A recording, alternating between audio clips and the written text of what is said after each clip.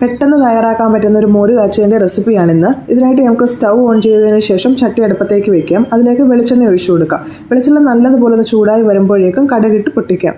അതിനുശേഷം അല്പം ഉലുവ കൂടി ഇതിലേക്ക് ഇട്ട് കൊടുക്കാം. ഇനി ഇതിലേക്ക് ഒരു വറ്റൽമുളക് കൂടി ഇടാം. ഇതൊന്ന് മൂത്ത് വരുമ്പോഴേക്കും 2 ചെറിയുള്ളി അരിഞ്ഞതും 3-4 വെളുത്തുള്ളി അരിഞ്ഞതും 1 പീസ് ഇഞ്ചി അരിഞ്ഞതും 1 പച്ചമുളക് അരിഞ്ഞതും കറിവേപ്പിലയും കൂടി ഇട്ട് നല്ലതുപോലെ വഴറ്റിയെടുക്കാം. ഇത് നല്ലതുപോലെ ഒന്ന് മൂത്ത് കിട്ടണം, കരിഞ്ഞു പോകാതെ ശ്രദ്ധിക്കണം.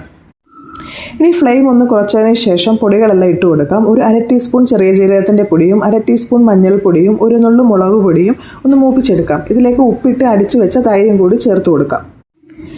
തൈര് ഒത്തിരി കുറുകിയിരിക്കുവാണെങ്കിൽ കുറച്ച് വെള്ളം കൂടി ചേർക്കാം. ഇനി ഇത് കൈവിടാതെ ഇളക്കി കൊടുക്കണം.